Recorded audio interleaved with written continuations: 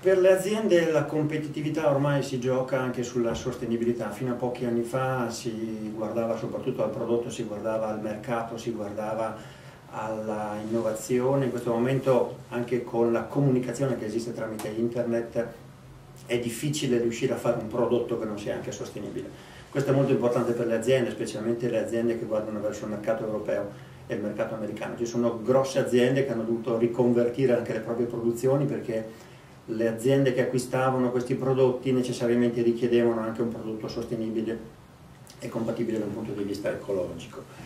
Le opzioni che ci possono essere, le opzioni strategiche che ci possono essere per ottenere questo sono molteplici. Prima di tutto si va da un salto culturale, perché ci vuole un'educazione nel campo dell'energia, nel campo dell'ambiente, per poter sfruttare anche le risorse. Le risorse sono diversificate.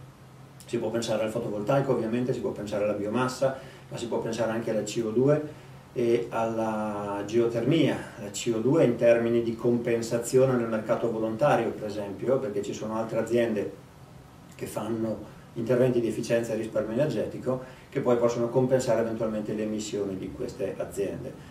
Possono benissimo pensare anche ad interventi di sostenibilità diversi dalla realizzazione locale, perché si possono immaginare di fare interventi di efficienza anche in altri paesi europei o anche extraeuropei. Ormai il mondo è globale e quindi il problema della sostenibilità non è più un problema locale, ma un problema che coinvolge tutta quanta la Terra.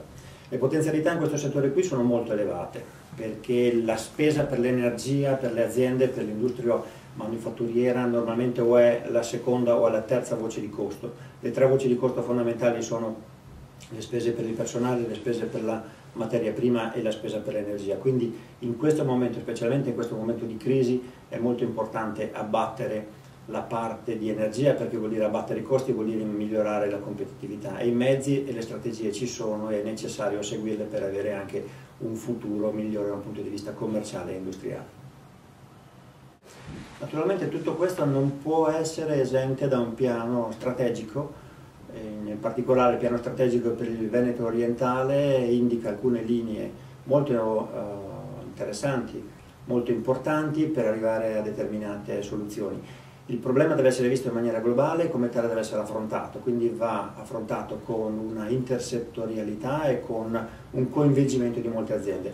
In molti casi, in molti distretti tecnologici e produttivi si potrebbe fare efficienza e non si fa soltanto perché alcune aziende non si parlano tra di loro, qualcuno spreca energia, qualcun altro la produce e si potrebbe avere un enorme effetto di efficienza energetica anche solamente nell'unire, nel conoscere le risorse degli altri. Quindi un piano energetico e un piano operativo strategico di questo tipo è fondamentale per una buona riuscita e per i risultati finali.